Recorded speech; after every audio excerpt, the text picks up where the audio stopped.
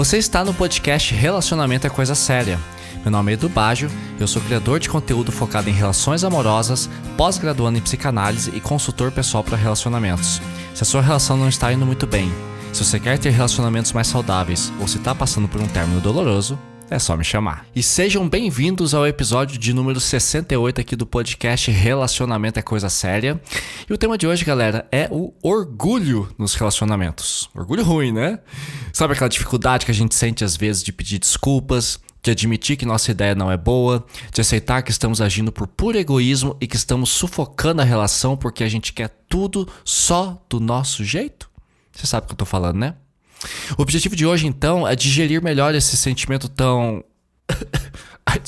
escroto, chamado orgulho. Porque o orgulho é fruto de uma completa incapacidade de sentir empatia e compaixão pelo outro, esbarra na baixa autoestima e até no narcisismo e pode transformar suas relações num campo de ressentimento e de desconexão. O orgulho desconecta as pessoas. O amor pode até ser muito forte, mas ele não é imune ao orgulho. Então hoje a gente vai falar um pouquinho sobre o que é o orgulho, quais são as manifestações, vou contar alguns relatos meus também, e também falar para vocês como deixar de ser orgulhoso e também como lidar com uma pessoa que é muito orgulhosa. Assim vocês saem daqui preparadinhos para evitar encrencas que vocês sabem que podem ser gigantescas. Fechou? Então vamos nessa, gente. O episódio de hoje vai ser uma revolução. E lembrando que vocês podem acompanhar as atividades diárias e semanais que eu faço lá no Instagram e também no TikTok pelo @edu.baggio, B-A-G-G-I-O. Acho que vou começar a colocar o link, né? Na descrição. Mas tem no sobre, na descrição do podcast, tem lá o meu @edu.baggio. E lá a gente, cara, fala bastante sobre os episódios, tem os vídeos diários, tem as caixinhas de pergunta, eu interajo bastante com vocês para saber sobre o podcast. E eu sempre peço aqui, agradeço a quem já avaliou o podcast, mas se você está escutando pelo Spotify, você pode ir lá no meu perfil, clicar na estrelinha e me avaliar com 5 estrelas, que ajuda bastante o podcast a se manter, tá? E uma novidade para vocês que muito me cobraram, agora o podcast Relacionamento é Coisa Séria também está disponível no Amazon Music. Finalmente coloquei lá no Amazon Podcast, tá lá, caralho, tá tudo lá, tudo. Mas ainda falta colocar na Deezer e na Apple, não sei se é o iTunes ou a Apple Store, sei lá, mas vai estar na Apple. Só que a Apple eu não tô conseguindo fazer porque eu não consigo trocar a caralha da forma de pagamento, tá? O meu cartão de crédito tá antigo, que já tá vencido faz 200 anos. E para colocar o novo, eu preciso colocar meu endereço atualizado. Só que ele não aceita meu CEP. Ele dá ruim lá, eu tentei vários diferentes e dá ruim, não tô conseguindo. E sem fazer isso, eu não consigo atualizar a conta da Apple e sem isso eu não consigo botar o podcast lá. Então a hora que der, eu coloco. E no Deezer, gente, tem que colocar tudo do zero, episódio por episódio. Ai, que preguiça. Mas enfim, como eu amo vocês, vou fazendo aos poucos, tá? E muito bem. Não, faltam 2 coisas. Esquecemos de falar da enquete, né? Do episódio da semana passada, que foi sobre ghosting. Vocês gostaram do episódio do ghosting? Cara, muita gente mandou mensagem pra mim lá no Instagram e também no TikTok. E foi um episódio, acho que um dos mais comentados. Acho que foi o segundo mais comentado. Vamos ver aqui a enquete no que deu. A enquete era: você já sofreu com ghosting? Tinham 4 opções. Sim, e foi terrível. Sim, mas paciência. Não, mas tenho medo de levar um ghosting. Ou quarto, não, mas saberia lidar com um ghosting. 60% das pessoas já sofreram ghosting e sofreram com isso. 17%, sério que já sofreram, mas paciência, souberam lidar. 13% nunca passaram por um ghosting, mas têm medo. E apenas 8% nunca passaram por um ghosting e saberiam lidar, enfim, mas percebam que 60, 70, 90, quase 92% das pessoas já passaram por um ghosting ou tem medo de que isso aconteça. Então realmente é uma parada muito foda que a gente precisa discutir. Se você não viu o episódio anterior, o episódio 67 sobre ghosting, lá falo tudo sobre o assunto. E é isso. Partiu para orgulho? E é isso aí, gente. Hoje é quarta-feira, dia 11 de setembro. Caralho. De novo, nessa data. Sempre triste, né? Muito bem, gente. Onde eu quero começar hoje, né? Esse aqui vai ser um episódio também difícil pra mim de fazer, no sentido de sentimento. Eu vou explicar o porquê. O episódio mais difícil que eu já fiz até hoje foi o dos ciúmes, porque eu não sou um cara ciumento. Eu sinto poucos ciúmes, e quando tem ciúmes de mim, eu fico bem desconfortável. Eu não gosto de sentir um ciúmes de mim porque eu não dou razão. Eu sempre fui bastante fiel. E, cara, as minhas namoradas nunca sentiram ciúmes de mim. Então eu nunca nem senti, nem sentiram de mim. Não é uma coisa que faz parte da minha vida. Mas eu percebo que tem pessoas que realmente sofrem muito em serem ciumentas ou sofrem com ciúmes de parceiros ou parceiras. E aqui no orgulho é a mesma coisa. Eu sou um cara pouco orgulhoso. Eu sou orgulhoso com algumas coisas, assim, coisas idiotas, tipo gosto musical. Eu me incomodo muito de estar numa festa e não estar tocando a música que eu gosto. Isso é um troço que me incomoda. Tipo, tá tocando lá sei lá, uma banda que eu não curto, eu fico tipo, quero ouvir o que eu gosto. Isso me incomoda, é um orgulho de não aceitar a música dos outros, talvez, né? O gosto dos outros.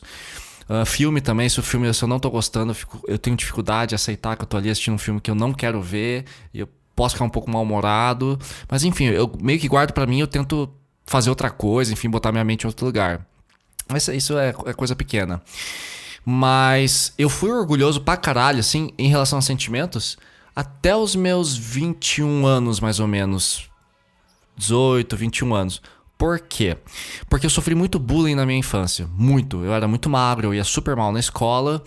E eu tive que desenvolver, ao longo dos meus 11 aos meus 19 anos, quando eu entrei na faculdade, eu entrei tarde na faculdade, eu sofria muito bullying de professores, de diretores, de colegas de classe, porque eu ia muito mal. Você é burro, você vai ser lixeiro, sabe a coisa toda? Então eu tive que me tornar orgulhoso para sobreviver, porque minha autoestima foi destruída na escola. Eu acho que muita gente já passou por isso. Quem tira nota baixa e já reprovou sabe o quanto é ruim. Então eu tive que ser um cara orgulhoso para me defender. Só que era um mecanismo de defesa. Só que eu percebi que eu tava me tornando duro com todo mundo, não só na escola. Aí eu comecei a me tornar um cara azedo, me chamaram de ranzinhos uma vez. Aí fui fazer terapia, né, pela segunda, terceira vez, e eu percebi que realmente eu era muito orgulhoso. E aí eu comecei a engolir esse orgulho e comecei a entender assim, cara, se alguém tá me criticando é porque provavelmente eu tô fazendo alguma coisa errada. Então eu passei a gostar de crítica, aceitar crítica, até porque eu fui criticado a vida inteira, né, enquanto eu tava crescendo ali. Quem toma muita nota baixa sabe levar crítica, porque você leva crítica o tempo inteiro, né? Então eu sublimei meu orgulho desde muito cedo e percebi o quanto ele afetava as minhas relações. Então, assim, é um sentimento que hoje não é muito presente em mim, mas eu vou fazer de tudo aqui para poder apresentar o tema de vocês com orgulhos que eu tive assim nos últimos anos, coisas que eu pude identificar que eu resolvi rápido, mas também poder falar sobre isso junto com ansiedade, junto com ruminações, tá bom? E do que eu posso falar a respeito do meu passado recente, assim, nos últimos 5 anos... Bom, eu tive um relacionamento que foi bem longo, que terminou de uma forma muito chata.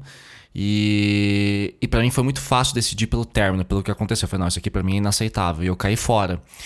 E foi tão feio o que aconteceu, eu recebi tanto apoio da minha família e amigos pela separação, que por um tempo eu falei assim, ok, isso aqui foi a gota d'água. E é isso, né? A relação deu ruim por causa disso. Mas depois, ao longo de 3, 4 meses depois da separação, eu também parei pra pensar, ok, isso foi foda que aconteceu no final, mas também tiveram várias coisas que eu fiz que não foram legais, participações que eu não tive, e ela também teve coisas que, além do que aconteceu no final, mas também tiveram coisas que ela fez que também não foram legais. Admitir que ela me fez mal, admitir que eu também fiz mal a ela, às vezes por coisas pequenas e também por coisas grandes, foi bastante importante pra engolir meu orgulho e falar assim, eu também contribuí pra relação dar certo, assim, 50%, 50%. Então foi muito bom admitir onde eu errei para poder não errar nos próximos relacionamentos, ou se errar, saber contornar de uma forma mais madura, né? Segundo ponto, assim, que eu acho que com relação ao orgulho, que é uma coisa boba que eu falei agora há pouco, né, sobre essa questão de música e tal, mas é a minha dificuldade em aceitar o mundo do outro e as diferenças, né? Às vezes a gente tem dificuldade de aceitar as diferenças entre nós e as outras pessoas, porque a gente sempre acha que a gente é um alecrim dourado perfeito, que tudo que a gente fala e gosta, ouve, escuta, cheira, é legal, né? Todo mundo gosta de café porque eu gosto de café, todo mundo vai querer uma pizza de calabresa porque eu gosto de pizza de calabresa, todo mundo vai gostar de eu falar desse livro que eu tô lendo agora, O Carrasco do Amor, que é maravilhoso, só que às vezes é um assunto chato que nem todo mundo quer escutar, e você fica, mas deixa eu falar sobre isso, né? Às vezes a gente só quer que as pessoas façam e curtam o que a gente curte. Isso nem sempre é legal. Mas hoje eu consigo aceitar bem o mundo do outro, né? Mas de vez em quando ainda sinto um resquício de resistência. E por fim, um orgulho que geralmente dura comigo uns 2 meses, mais ou menos, 2, 3 meses, é quando eu sofro uma rejeição amorosa. E pra mim, eu demoro pra admitir a perda e eu fico ali remoendo, poxa, como assim eu fui rejeitado, né? Então entender que alguém não quer mais estar com a gente, que é um direito dessa pessoa de não estar mais com a gente, às vezes é um pouco difícil. Mas ele passa 2, 3 meses, eu aceito e sigo a vida. E também, se eu tomo um fora, eu não fico correndo atrás da menina. Acabou, beijo, tchau, contato zero, falou. Né? Então eu respeito muito. Sofro, mas eu não fico no pé. O meu orgulho eu guardo só pra mim. Né?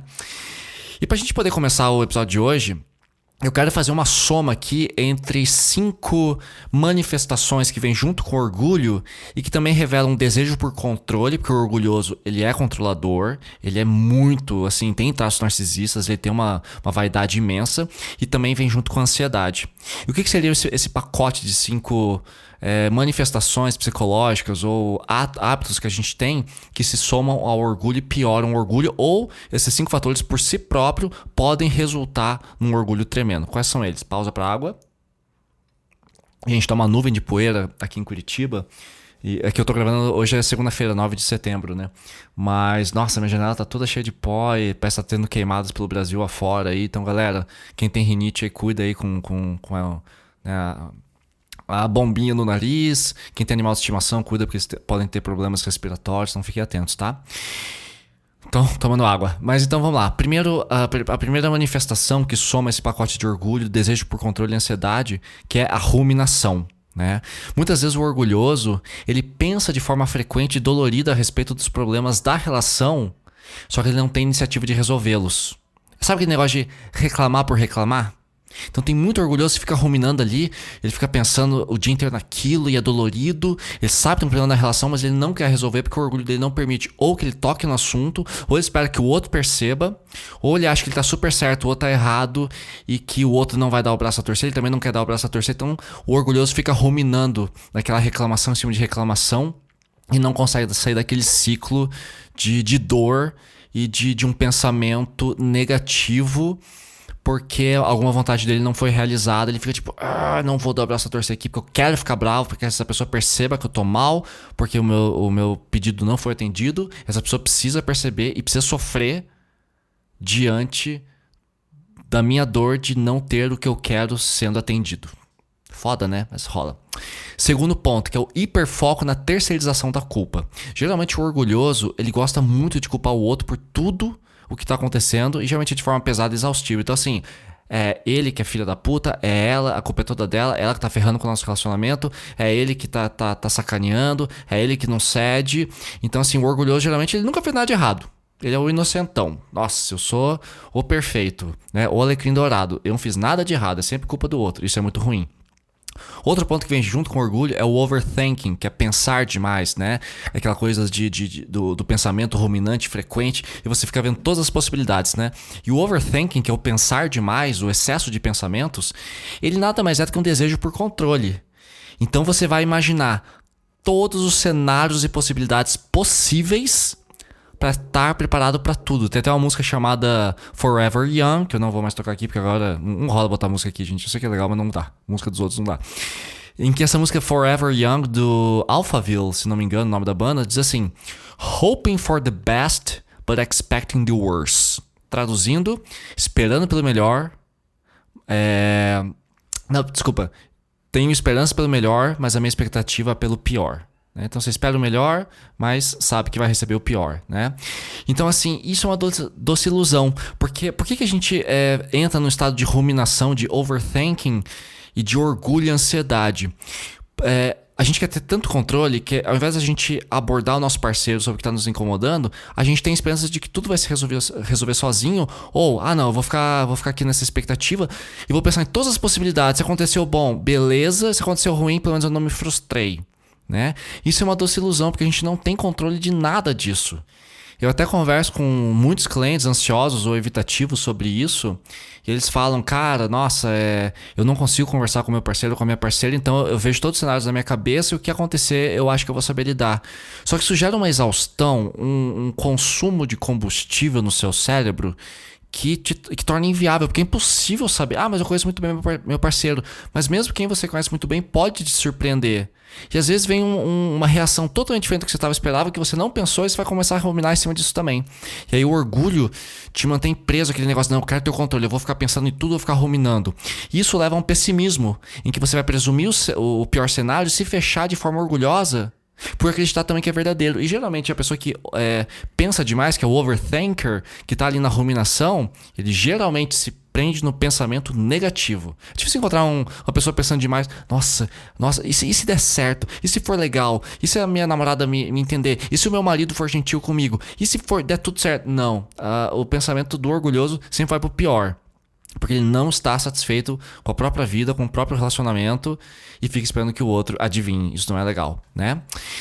O quarto item do pacote, que seria o medo e a insegurança juntos, né? Porque a gente não confronta a nossa insegurança nos relacionamentos por orgulho de admitir que a gente está errado, ou que a gente espera que o outro mude completamente para acolher as nossas neuras, acolher os nossos traumas, resolver nossas inseguranças. Então, assim, a gente delega o nosso bem-estar, a responsabilidade pelo nosso bem-estar ao outro. Então, o outro que mude, o outro que se adeque a mim, o outro que entenda que se ele não fizer isso, eu vou ficar inseguro ou insegura e aí eu vou reagir de forma negativa.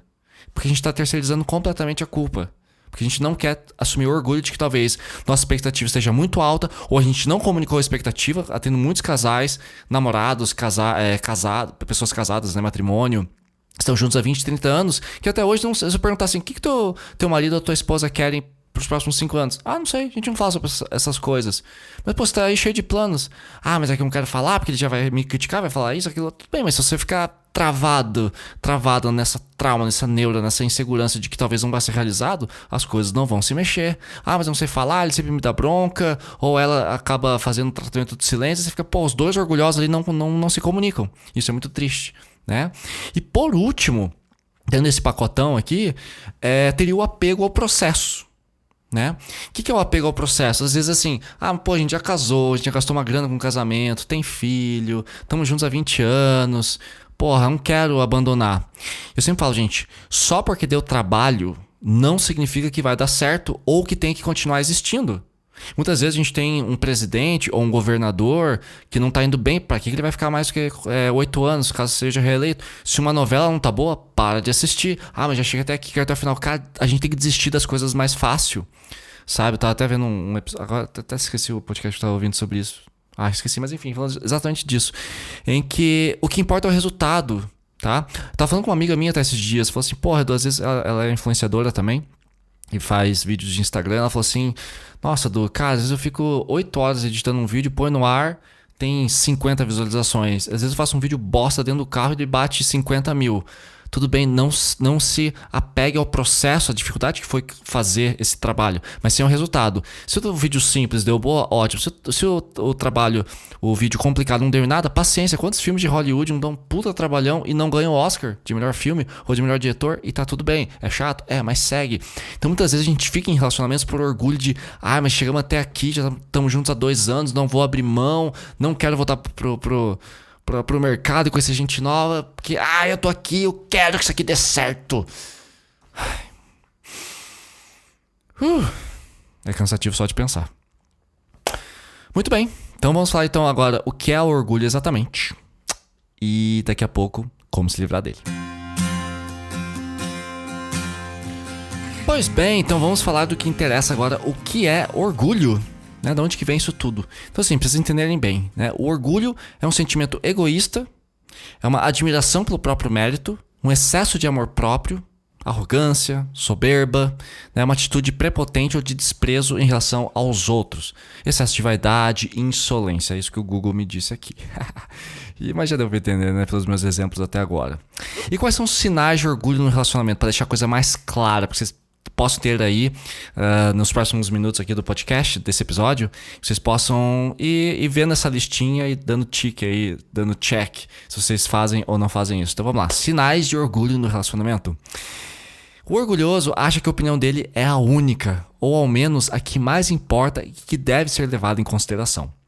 Então, ali numa conversa, numa DR, num bate-papo ao longo do dia, o macarrão tem que ser feito do jeito que você quer, a gente vai transar do jeito que eu quero, a gente vai ver os filmes que eu gosto, se a nossa relação não tá muito boa, a culpa é sua, porque eu tô fazendo tudo certinho, né? Então assim, a opinião dele é extremamente valiosa e sempre vem em primeiro lugar e dificilmente ele vai ceder, né?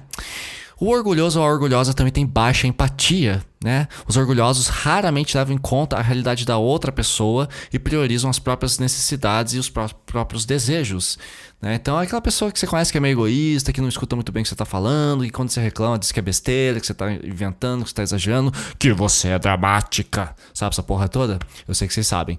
Então assim, a pessoa que invalida seus sentimentos está agindo com orgulho, porque num relacionamento, se o teu parceiro ou parceira tá magoado, você acha que foda-se, é porque você realmente não valoriza essa pessoa. Ah, mas eu discordo. Uma coisa é discordar, achar que a pessoa tá magoada à toa. Outra coisa é falar assim, você tá pensando besteira. Isso aí que você tá sentindo é besteira. Não, ok, eu discordo com o que você tá sentindo, mas vamos lá. Por que você tá sentindo assim? Como que a gente pode ajeitar essa porra? Você acolheu, né? O orgulhoso não. O orgulhoso dá de ombros mesmo, né? Foda-se. Outra coisa, dificuldade de comunicação. É muito difícil conversar com uma pessoa orgulhosa. Elas vão distorcer tudo, levam para o lado pessoal. O orgulhoso, geralmente, ele é muito melindroso também. Ele se ofende fácil. E para manter a opinião dele, ele prefere mentir, ele prefere manipular, sufocar, terceirizar a culpa, ficar na defensiva, ofender, agredir, dar o fora, fazer tratamento de silêncio, fechar a cara, ficar com cara de bunda, estragar o teu domingo, ferrar com o Natal da família inteira, mas ele não vai ceder, porque ele não consegue se comunicar. Aí ele deturpa e faz o que a gente chama de gaslighting, que é a manipulação do assunto para que a culpa pareça ser a sua, porque ele não pode admitir, né? Isso porque os orgulhosos também são péssimos ouvintes. Eles não ouvem, ou se o fazem, eles entendem tudo errado. Sabe que tipo de conversa, tá falando com a pessoa e parece que a pessoa não entende. Você fala assim, não, só te explicar. Olha, tipo, sei lá, você quer conversar com seu parceiro ou sua parceira, que eles estão muito distantes, estão te dando muita atenção, não estão te dando tanta atenção. Você fala, pô, cara, eu queria um pouquinho mais de carinho da sua parte. Ou, garota, eu queria, né, que a gente pudesse, sei lá, transar mais. A pessoa fala, você é muito carente. Mas eu já te dou um monte de atenção, eu te mando um monte de meme no Instagram. Ok, mas eu quero você aqui comigo. Mas eu tô sempre com você. Você que não valoriza o que eu faço. Tá, mas se eu tô reclamando é porque eu tenho motivo pra isso, né? Caralho. Então às vezes rola isso, né? Faz parte. Outro sinal clássico do orgulhoso, que é a megalomania. O que é isso, Edu? É a mania de ser grande. Mega, né? Mega dinossauro, mega tubarão. Megalomania, mania de ser gigante, a mania de grandeza. E os megalomaníacos falam coisas como: você não tem ideia do quanto eu já sofri nessa vida. A minha vida é muito mais difícil que a sua. Você não sabe quanto eu sofri na infância. Você não sabe os traumas que eu tive. Já me machucaram muito e provavelmente você também vai machucar. Você não faz ideia de como já me trataram nessa vida. E você fala, ok, eu sei que a sua dor é foda e eu respeito ela, mas eu também sofri. Eu também tenho trauma. Minha infância também foi foda. Eu também passei necessidade. Eu também já fui machucado. Então assim, testa aí. Mas você não tem ideia, minha infância, como é que foi? Ok, ela pode parecer mais difícil pra você, mas a minha infância também teve problemas. Eu também tenho BO pra resolver. Eu também tenho ex-namorada que me machucou. Então não é só você que sofre nessa vida. E o orgulhoso acha que nossa, o sofrimento dele tá sempre acima do seu. Isso é muito cansativo. Lógico, às vezes a gente pensa, pô, Edu, mas sei lá, a menina sofreu um abuso, ou o menino foi espancado pelo pai, que era muito exigente, era alcoolista, tudo bem, tem traumas, são muito fodas, mas isso não anula o trauma do outro. Então a gente não pode simplesmente fazer uma comparação. Quem sofreu mais? Foi você? Então eu nunca posso reclamar de nada na relação. Eu não posso também tentar suavizar as coisas, porque nossa, o teu sofrimento é incalculável. Então assim, cada pessoa sofreu de um jeito. E às vezes a pessoa que sofreu abuso consegue lidar com coisas boas na relação, enquanto que a pessoa que não sofreu abuso, teve uma infância relativamente mais fácil, tem outras dificuldades também. Então a gente não pode comparar. Eu não gosto de chegar numa relação e falar assim, vamos ver, quem sofreu mais? Você? Então você agora mandando a porra toda, só os seus sentimentos vão ser validados. Não dá pra ser assim. A gente tem que saber entender que cada um teve uma jornada e cada um tem dificuldades e facilidades que assim vão. Cara, eu conheço, eu tenho amigos que sofreram grandes abusos na infância, com pais abusivos, com alcoolismo, com agressão física na família, e que hoje são pessoas super equilibradas. E com as pessoas que tiveram uma infância maravilhosa, que hoje estão tudo cagada. Então assim, cada um tem uma jornada. Eu acho muito importante a gente não cair na megalomania de achar que só o nosso sofrimento, independente do quão ruim ele foi, é o único que vale a pena ser conversado. Então você não pode simplesmente falar assim, minha vida é muito mais difícil, e diminuir o seu parceiro ou parceira. Ok, você tem traumas, mas todo mundo tem. Na verdade, todo mundo é resultado de algum trauma, né? Então tem que tomar muito cuidado com isso. Outra coisa que o orgulhoso faz muito, que é o que eles não admitem erros e raramente pedem desculpas. E quando pedem, são desculpas esfarrapadas. Tá bom, foi mal, ok, tá feliz agora? Ah, ok, tá, você tá todo dodói, então tá bom, desculpa. Geralmente vem com ironia, vem com invalidação. Ou a pessoa pede, ah, tá, desculpa, e faz de novo, ou faz pior. Então no episódio 25 aqui do podcast Relacionamento é Coisa Séria, tem um episódio só sobre como pedir desculpas. E geralmente como que funciona. Lá tá tudo detalhado, mas pra gente resumir aqui, pra vocês não ficarem muito curiosos. Primeiro, admita que você falhou. Olha, eu percebi que ontem, quando eu disse que, pô, a minha vida foi muito mais difícil que a sua, por mais que eu acho que tenha sido assim, eu entendo que você também teve as suas dificuldades, eu entendo que quando eu invalidei seus sentimentos, eu não fui muito justo, e a partir de agora, né, eu quero que você conheça melhor o meu passado, eu quero conhecer também o seu, e entender como que a sua história, que também é traumática, como você tá falando, como que isso tá influenciando o seu comportamento no nosso relacionamento. Aí a gente pode entrar num ponto em comum. Pronto, isso é pedir desculpas. E não, tá bom, foi mal. Não vou mais fazer. E aí faz de novo. Não, você tem que validar o sentimento do outro. Entender, assumir responsabilidade por alguma coisa ruim que você fez, uma agressão, uma ofensa, né, uma terceirização de culpa. Ah, aquele dia eu não te escutei realmente. Eu tava num momento de muito orgulho, eu peço desculpas por isso. A partir de agora eu quero ver. Então, senta aqui no sofá, abre o vinhozinho e vamos falar sobre isso, tudo que você tá mencionando. Pronto, você se abriu. Você está aberto. Você pode não concordar em nada com o que a pessoa está falando, mas você vai escutar. E vão chegar num acordo entre ficar juntos ou separar. Às vezes vai cada um para um lado, fazer o quê? Sem orgulho. Não adianta ficar, mas estamos na relação já há 5 anos, temos filho. Pô, separar é caro. Dá um jeito, gente. Ficar feliz, ficar junto só para fingir que tá feliz não compensa, né? E por fim, até me perdi aqui agora. Do que é o orgulho, né? Oh, meu Deus, perdi aqui o roteiro? Aqui, achei, desculpa. Então, dentro do que são sinais de orgulho no relacionamento, que seria a raiva constante, né? Você se sentir sempre ferido, subestimado a quase todo momento pelo que o parceiro faz ou deixa de fazer. Então, assim, até já escutei de alguns clientes que falam assim pra mim, na minha consultoria, que eles falam assim, Edu, eu só consigo ficar bem quando meu namorado ou minha namorada, ou marido ou esposa faz determinado coisa. Enquanto ele não faz tal coisa, eu não consigo relaxar. Porra, você tá totalmente dependente emocional da outra pessoa. Se a outra pessoa sai um pouquinho do teu roteiro, da sua expectativa, você fica bravo. E fala, é só não me provocar, é só não errar que eu não fico bravo. Cara, se eu errei, tudo bem, mas isso não te dá direito de ficar bravo ou de me agredir verbalmente por causa disso. Se a pessoa errou com você, fala, olha, eu não curti isso, vamos tentar resolver. Agora ficar, sabe, se sentir... A pessoa errou com você, daí você vai grita e manda testando no WhatsApp, vai tomar no cu, filha da puta. Não faz sentido, tá? Não faz sentido. E algumas pessoas me falam, mas eu preciso falar pra essa pessoa quando ela me magoou. Tudo bem, se ela te magoou, fala assim, cara, você me magoou nesse ponto aqui e não quero mais que isso se repita. Agora você vai brigar com a pessoa. Você realmente acha que a raiva vai educar a outra pessoa? Não, mas daí a pessoa sabe e não faz mais. Ela não faz por medo.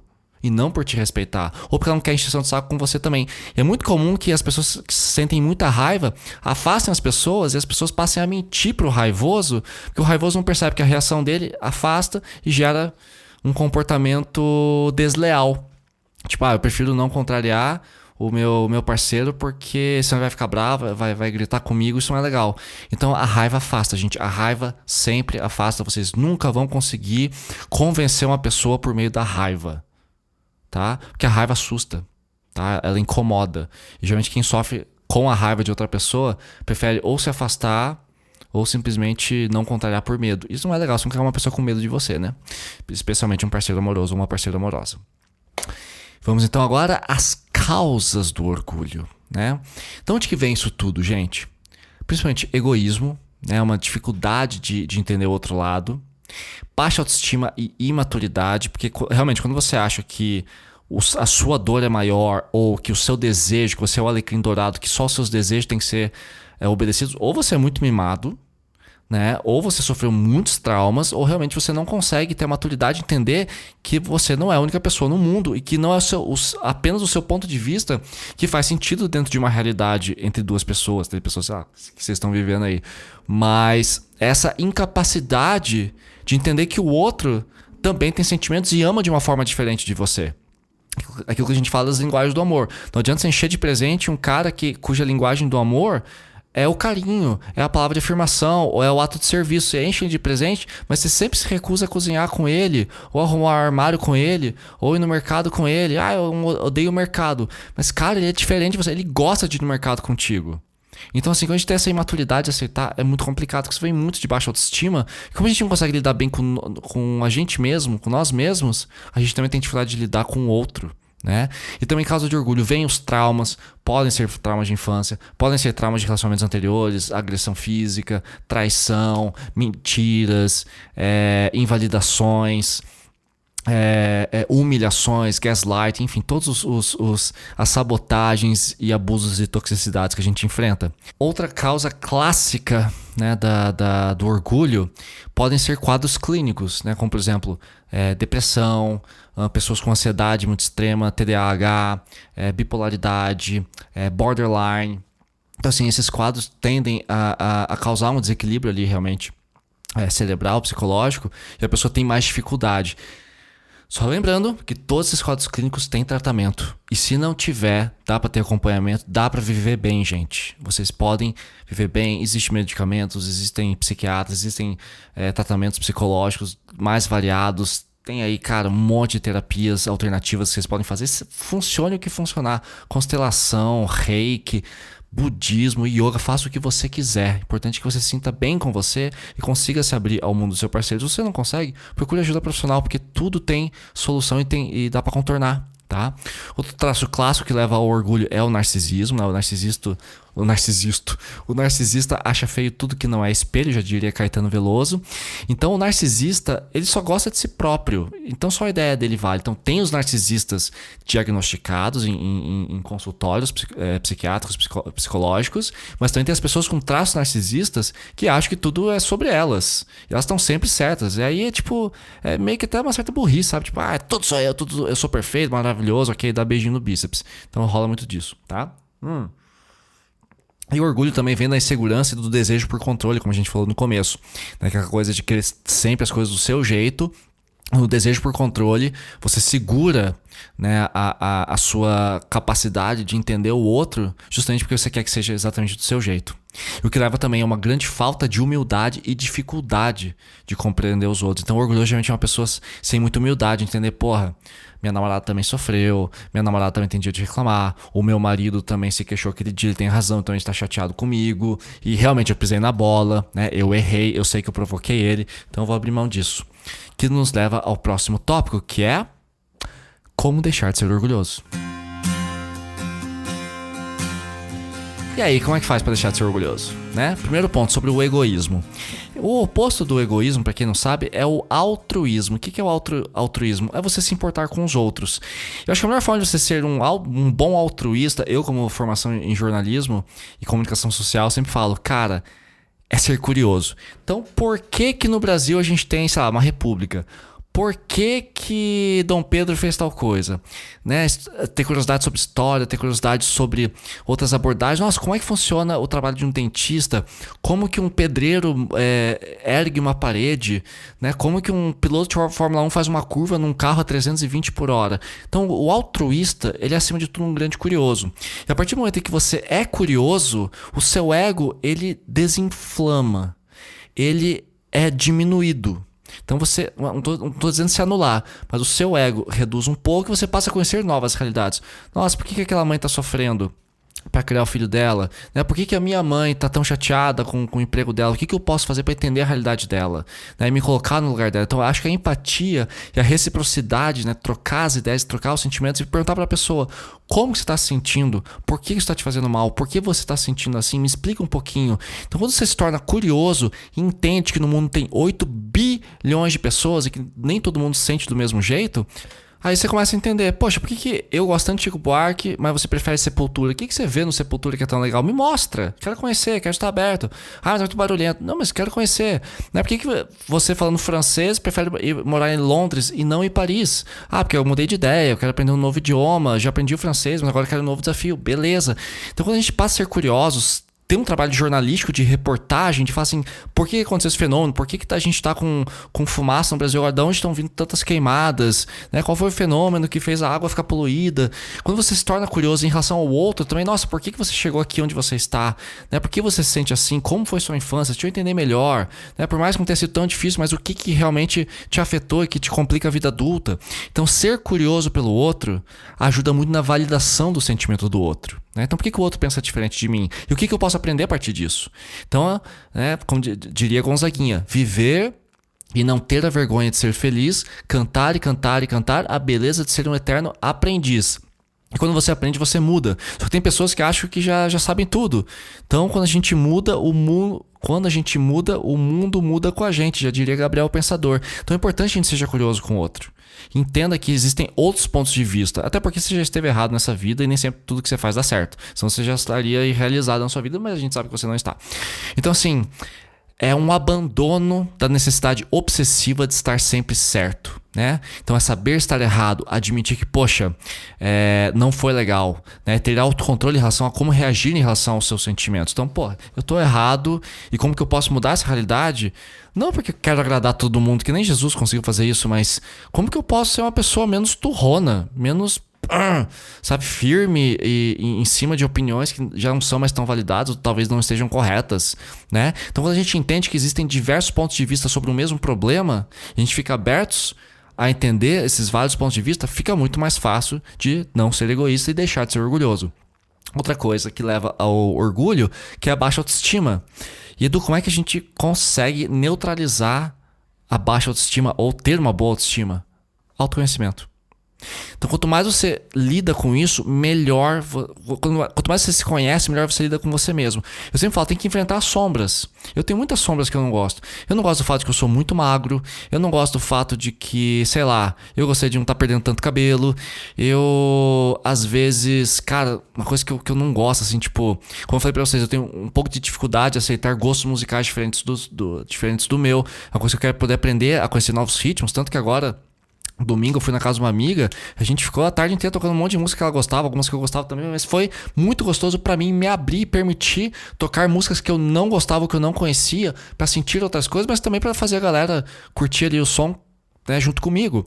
Então tem um ganho também em CD, né? Acho que isso é muito importante. Então quanto mais você lê livros sobre ansiedade, livros sobre inteligência emocional, né, sobre autodesenvolvimento, sobre negócios, né, por exemplo, a minha sombra, cara, eu sou um cara magro e vai ser difícil eu ganhar peso, assim, chegar num ponto de ter, sei lá, 80 quilos, sendo que eu tenho 1,86 m, né, eu sou um cara alto e bem magro, então eu treino na academia, eu faço o possível pra melhorar, e as garotas gostam de mim, eu já tive vários relacionamentos ótimos, sendo magrão, assim, então acho que tá tudo bem. Então quanto mais você se conhece, entende quais são suas manifestações, diante da ansiedade, você entende a fonte da sua insegurança, você entende por que você é ciumento, você entende por que você é mais controlador numa relação, ou por que você tem tanta dificuldade de aceitar o outro, fica mais fácil de controlar a sua baixa autoestima. Aí a sua autoestima melhora, porque você se conhece muito bem, sabe quais são os seus gatilhos, aí você vai procurar o quê? Coisas que te façam bem.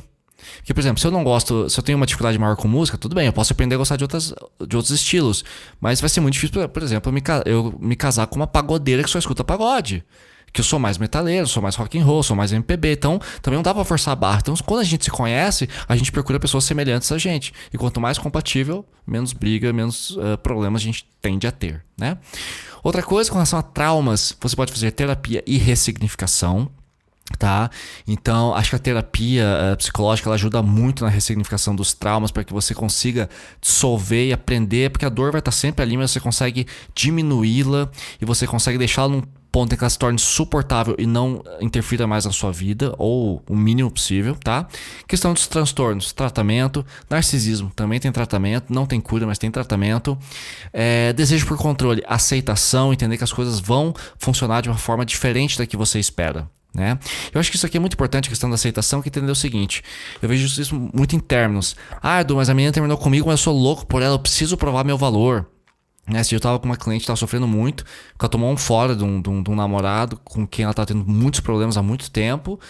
E ela falou, não, mas eu quero reconquistar esse cara, não é possível, ele tem que entender o quanto eu gosto dele, o quanto eu amo ele, o quanto ele é importante pra mim, é a minha melhor transa, foi meu segundo namorado e é o melhor namorado que eu já tive. E esse cara, nossa, eu acho ele lindo, eu super acredito no potencial dele. Eu falo, tudo bem, você ama esse cara, mas isso não quer dizer que ele te ama de volta. Não quer dizer que o amor que você dá pra ele é o amor da forma como ele gosta de sentir. Mas Edu, você não entende, é super intenso. Eu dou tudo de mim, tudo bem.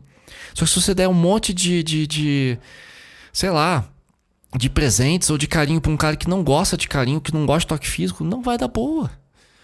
Né? Você pode elogiar, mas o cara às vezes não quer ser elogiado, ele quer só chegar em casa no final do dia, se encontrar com você, assistir um filme ou dar uma volta no parque. Você quer porque quer levar o cara pro shopping, ele não suporta shopping. Mas ele tem que entender o quanto eu gosto de andar no shopping, tudo bem, mas ele não quer ir. Ele não gosta. Ele não quer. De repente o cara não quer conviver com a sua família, como eu já vi. Pô, meu marido odeia a minha família. Ok. Ele realmente não gosta? Não. Então, assim, ou você aceita, tenta, né, põe todo mundo numa sala até que eles se entendam, né, e faz ali uma intervenção, ou você vai aceitar que seu marido não vai nas suas festas de família, que eu acho bem complicado, ou você separa o cara.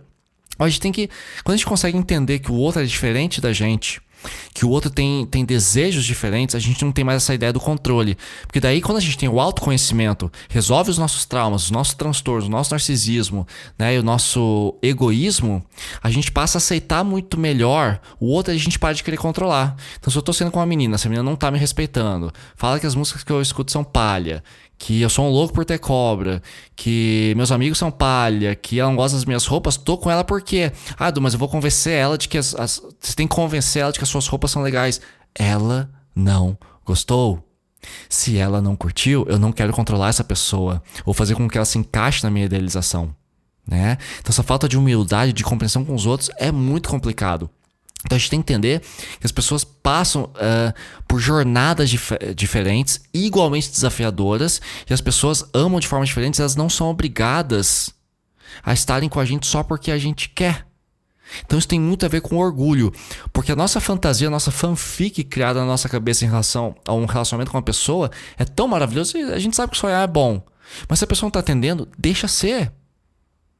E eu escuto de muitos clientes que estão bem deprimidos e falam assim, pô, mas eu nunca mais vou amar outra pessoa. Nenhuma outra pessoa é capaz de me fazer feliz. Mentira. Tem muita gente por aí.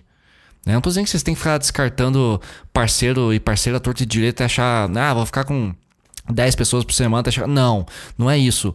Mas, se realmente a relação tá gostosa, mas falta compatibilidade, tá gerando problemas, não queira mudar o outro completamente, fazer o outro se moldar a você. Cara, entenda, essa pessoa é diferente de mim. E quando você aceita isso, você se conhece muito bem, você sabe que você não vai conseguir morar com uma pessoa que é bagunceira, sendo que você é organizado. Ou você não vai querer se casar com uma pessoa que não gosta tanto de sexo, sendo que você gosta de transar todo dia.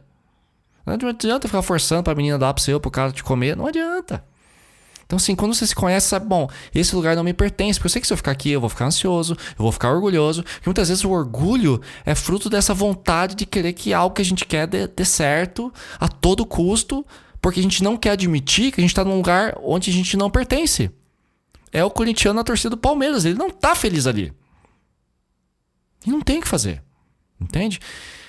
E por fim, pra gente deixar de ser orgulhoso, é o diálogo. Então seja vulnerável, né? Conversem, admitam quando vocês estiverem errados. E como é que você vai quando eu tô certo ou tô errado? Estudem sobre relacionamentos, estudem sobre comunicação, as melhores formas de dizer alguma coisa. Entendam se você tá num lugar que tá te deixando enciumado, tá te deixando inseguro, ou você realmente é muito inseguro, ou aquela pessoa te causa insegurança. Então, de repente, procura outra pessoa ou trabalha a sua insegurança. Mas na terapia e com boas leituras, né? Vai numa sessão de autoajuda. Eu sempre recomendo Inteligência Emocional, que é um livro um pouco difícil de ler, mas vale a pena. Mas vai chegar lá e falar assim, cara, quero um livro pra me conhecer. Ou vai numa... Tem ali o top 10 livros mais influentes sobre autoconhecimento. Tem um monte aqui, depende muito do gosto. O que eu mais gostei foi realmente o Inteligência Emocional, mas depende muito de caso para caso, tá? E chegamos aqui à última parte desse episódio de hoje sobre orgulho, que é como lidar com o orgulhoso, né? Edu, já entendi, eu não sou orgulhoso, não sou orgulhosa, tô de boa, posso lidar com o que der e vier, mas e quando a outra pessoa quer e não quer ceder? Bom, aqui eu acho importante colocar alguns limites, tá? Eu falo muito com os meus clientes da consultoria, por exemplo, esses dias eu atendi uma menina que ela quer porque quer fazer escalada todo sábado de manhã, que é o único horário que ela pode, e o namorado dela não quer que ela tenha atividade sozinha, nenhuma, porra. 2024, né? What the fuck? Mas eu recomendei a ela o seguinte, olha, você pode muito bem ir até o seu marido e falar assim, cara, eu quero fazer escalada sábado de manhã. Ah, mas eu não gosto de escalada e não quero que você faça. eu vou fazer escalada. Eu não vim te pedir autorização, eu vim te informar. Eu tenho direito de ter o meu momento só pra mim. Se você não gosta de escalada, sinto muito, mas eu gosto. Eu consegui agora encaixar um horário na minha agenda e eu quero fazer. Enquanto isso, você pode aproveitar esse sábado de manhã, ir num cabeleireiro, cortar o seu cabelo, fazer sua barba, jogar seu videogame, você pode tocar seu violão. Faça também o que você quiser, não tem pra você. Né? Então, é uma ótima forma de você vencer, porque o orgulhoso, ele às vezes não quer ceder, ele não quer escutar. Ou então, se o seu parceiro ou a sua parceira não validam seus sentimentos, é importante colocá-los não em negociação. Não entendi, Edu, realmente ficou estranho. Vamos lá. Como é que você pode colocar? Olha, eu estou me sentindo triste porque nas últimas 2 semanas a gente realmente se viu muito pouco e quando a gente estava juntos você não largava o celular. Ah, mas você está sendo muito exagerado, mas eu estava com uma emergência, precisava resolver. Tudo bem. Se você tinha uma emergência, você podia ter me falado. Os meus sentimentos não estão aqui para serem... Não estão abertos à negociação. Eu fiquei chateado. Ou eu fiquei chateado com o fato de que a gente está tendo pouco tempo de qualidade. Eu quero resolver isso. Ah, mas você está exagerando. Não, eu não estou. Eu estou me sentindo assim. Então eu estou me pondo um limite. A pessoa tem que entender que eu tenho sentimentos e eles precisam ser validados. Se a pessoa ultrapassa esse limite e invalida meus sentimentos, você corta na hora. Você fala, meu amigo, eu não tô aqui para negociar sentimentos. Tô aqui para informar quais são e chegar num ponto em comum com você.